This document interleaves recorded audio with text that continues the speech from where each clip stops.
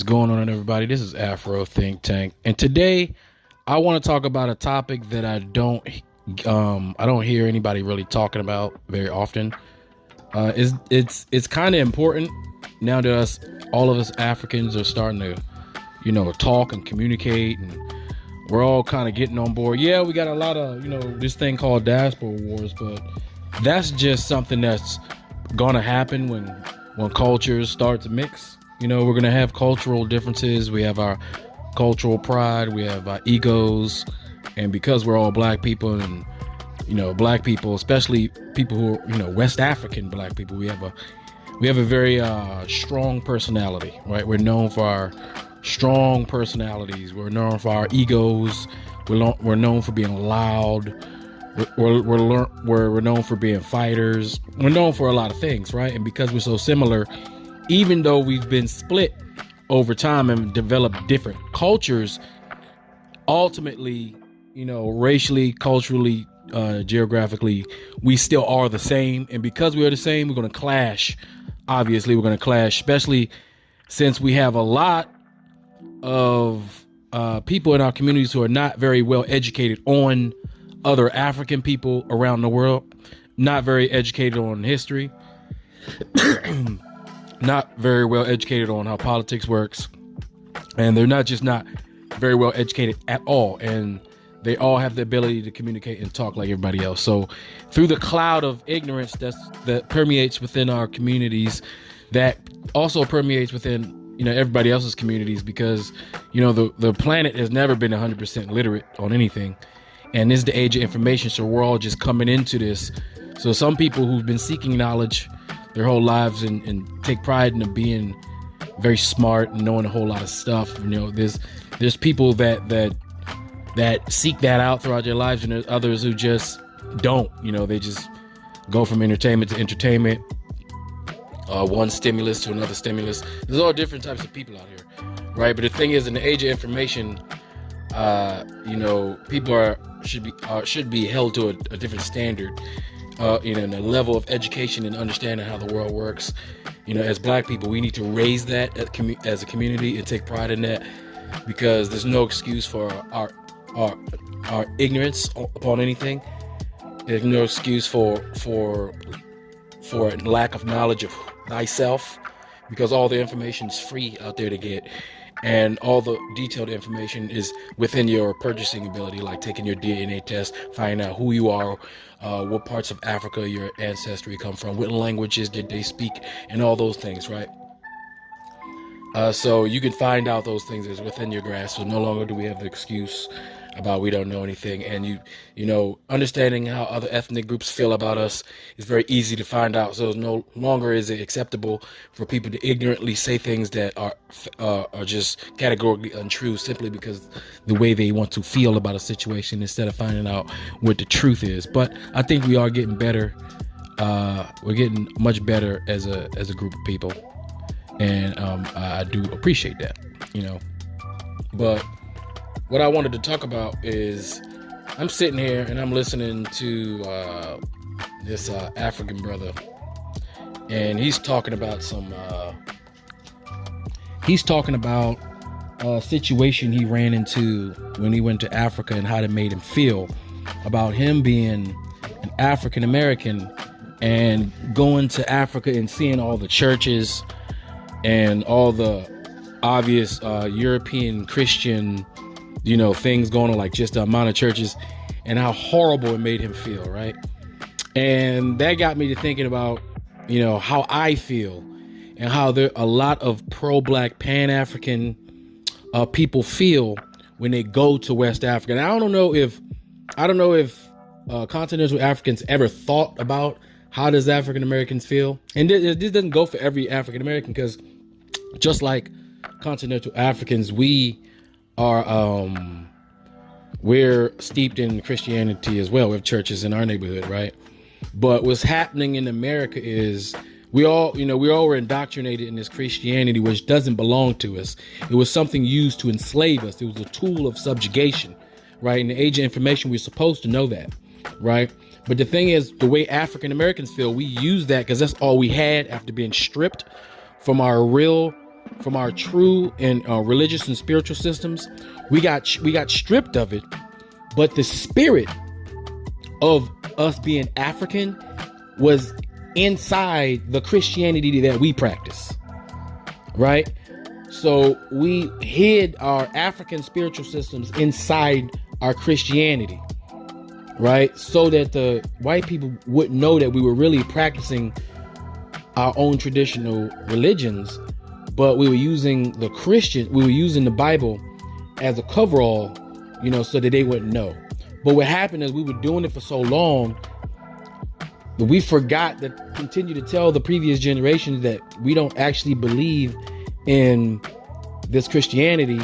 This is still a cover up for our true religion. We started to believe our own lie, right? And in some cases, when generations were born, because they didn't even know their traditional religions, because maybe they were born and maybe they were sold to another plantation or mixed around. Because remember, they kept selling us. Families couldn't stick together. The white people controlled even if families stuck together. That's where the black male stopped being the head of the family, because they would separate us purposely. They would sell a wife. They would sell the daughter. They would do that, right? So the family structure was broke, and we weren't able to maintain our African traditions.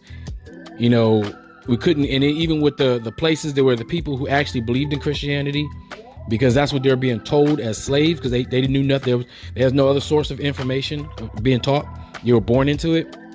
And all the ones that remembered it, but they're old and they died off, or they, or killed or whatever, generation after generation, we had no idea, we started to not have any idea what it is we were really doing, but we were still practicing, unknowing to us, African traditions.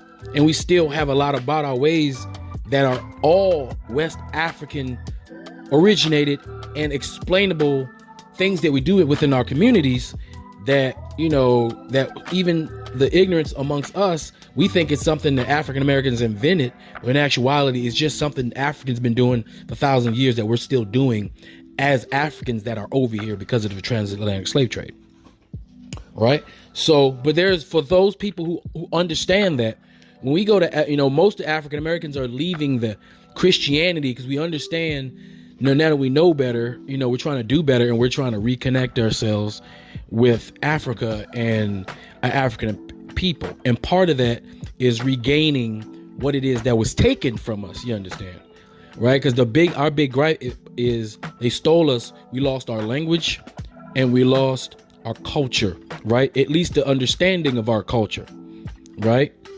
And we lost our identity. Those are three things that we know that we lost. So right now, a lot of woke African Americans who are the kind that will come to Africa to invest, to live, to find a wife, to do anything, right? To fellowship. Those people are looking for the Africa that was taken from them, right?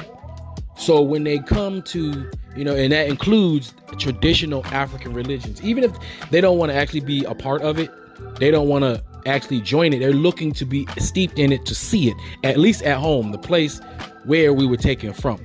So, and most of the people are all former Christians, because we're all raised in the church, right? I mean, myself, right?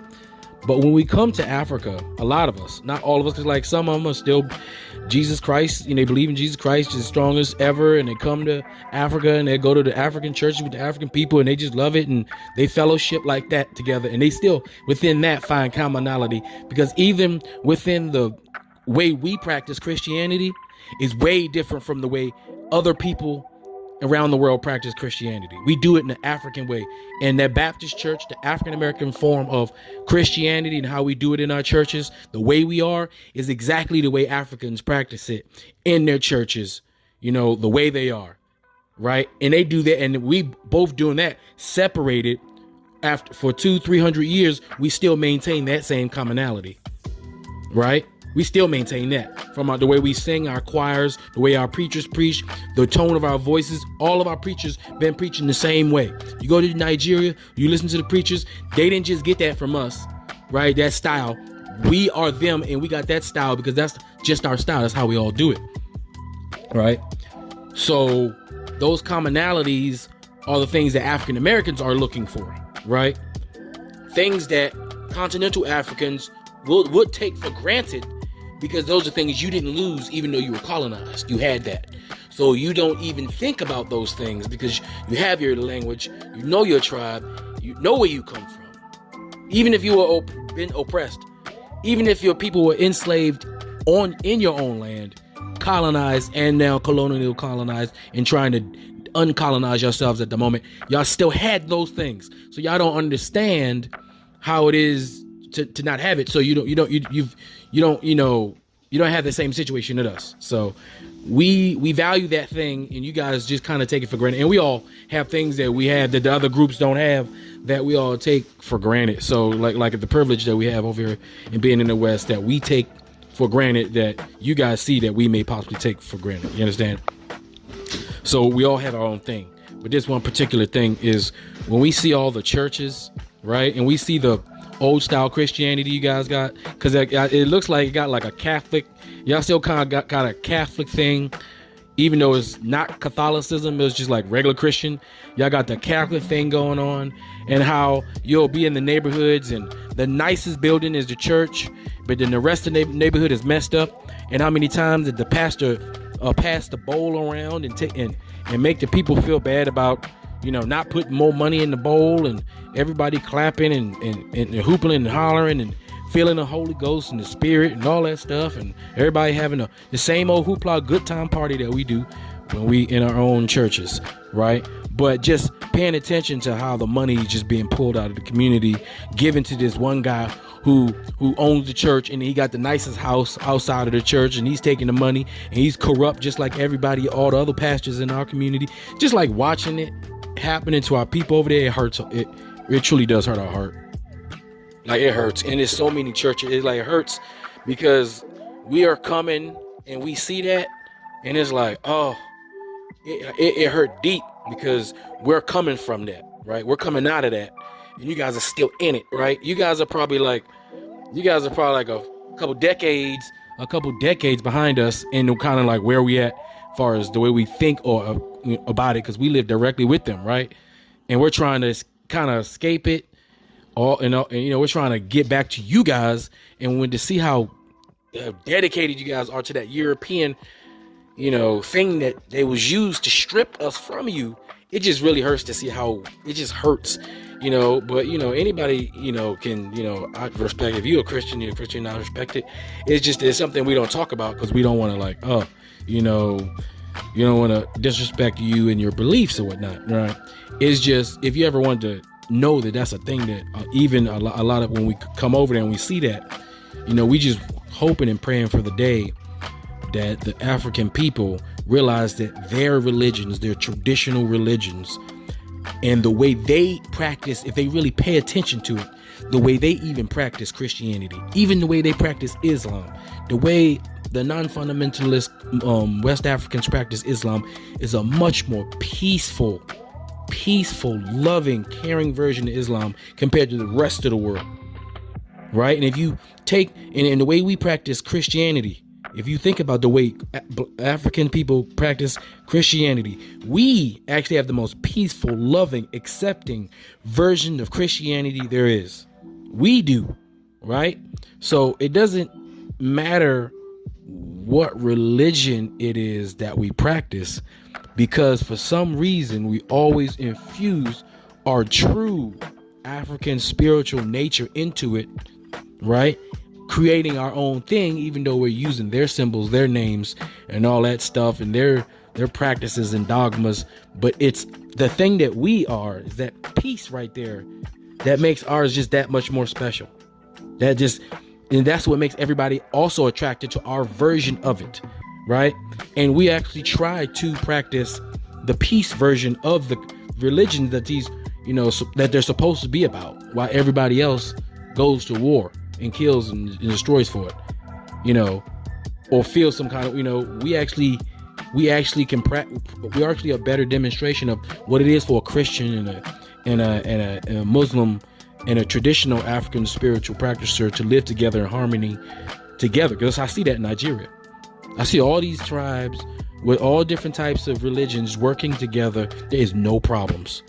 There's nobody cares about none of that. And even when they running for politics, it doesn't even matter as much as it does in other countries. They just rooting for whatever political party who brainwashed them. That's all they doing, because that's a whole different story. But what I'm trying to say is these similarities, that are now being realized by a group of people that we're both realizing that we're one group of people, and while we're connecting, each group are going to they're going to feel a certain kind of way about each other, right? And when we see that, we hurt. We hurt on it. It really hurts our feelings. Just like when any African person of low IQ, of low understanding and knowledge about the world says they don't like African Americans. Well, that's why African Americans would be very much offended by that. Even though we get dogged out by everybody else around the world, we tough. We got thick skin for all that.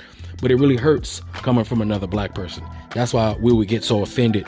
And the low vibrational, the lower educated version of us will start fighting back and forth using the most hurtful terms, the most hurtful words, making the most hurtful videos, and cussing and hissing with the most hurtful rhetoric they possibly can to fight back at that thing that hurt its feelings, right? Brothers will fight worse than any other group of people on the planet because they take liberties with each other, right? Because they feel like, what you going to do? You can't unbrother me. And we kind of carry that as a group of people. We're so critical about each other because we both all hurt each other's feelings because we don't like it when we hear people that's supposed to belong to us, people that we're brothers and sisters with, talk shit about us. Like, come on, like you, like not just them, but you. Oh, that really hurts, right? So we all got like certain things like that. And I'm sure there's some things that African Americans or African Caribbeans say, that hurts continental Africans when they hear it. Or there's some things that we do as the African diaspora that when they see it, they just like, man, if y'all guys just change that or just don't do that. Like some things that we do that hurts their feelings because they don't like to see us in that situation, acting like that or being like in that mindset. You know what I'm saying? But I'm glad, that the guy said what he said. And I figured, let me add to the conversation and like, just in case continental Africans didn't know, true African Americans who want to reunite with their brothers and sisters, like real ones, forget all the shit talker, the people, forget all those, the low brow, low vibrational, low intelligent, non-knowledgeable, hurt feeling people that talk shit on it. Forget those people. They're always going to be there until they become more intelligent and more aware about the true world, what's going on around them, and who they are. They're always going to be as ignorant as they are. So we're going to have to just let them be ignorant down there as we elevate, and rise with Africa, because African people are rising and African Americans are rising. Every place we are on the planet, we are rising within the social networks, whatever societies we live in, the political networks within the society that we live in, right? No matter what part we have to be in, we are rising. Whether the popular group in those societies like it or not, we are rising in every aspect of society, right? As well as our continent. And there will be coming a time where, we're going to have to take our place, on the global stage, right? And things like these type of conversations are the ones we got to have so we can unlearn the things that the Europeans taught us so that we can go back to being who we are. Go back to picking out and eliminating the worst parts of our minds that were colonized, right? And also pick out the worst parts of our own societies, our own different cultural, ethnic, and religious groups, right? That don't serve us, that divide and hurt us. Eliminate those things, whether they're African in origin or European in origin, but eliminate those things so we can be better as a society. Because as a culture always changes, and it should be changing for the good. It should be changing for the better. And if you're serious about it, we all should be trying to change our various different cultures for the better together, so we can work together economically and socially, so we can create an economy that's so strong that no other group, no matter how they feel, can do anything to us collectively. As African people, the very first people on the planet, we are the most diverse group of people on the planet. We are the planet. We are the world. We are the planet. And it's time for us to get our minds right and just put our differences aside as adults and come together politically, socially, economically, so we could all fix the various different individual problems that we have. And we're going to have to do a thing where we're going to have to forgive each other for our past transgressions, because we can't just internally fight. We don't want our children to continue to fight our wars. We don't want our great grandchildren to continue to fight our wars, right? That's what the Europeans do. They continue to fight each other and fight each other and fight each other and fight and kill and murder and death, and they just keep doing it. They don't stop. We are better than that. We've been better than that in the past. That's why we've been able to do great things. That's why the whole world watches us and steals all our stuff and takes advantage of us, because of all the great things we've done when we've gotten ourselves together and risen in vibration as a group of people. But anyway, that's all I really wanted to say for now, guys. This is Afro Think Tank. Learn something, teach something. I'm out.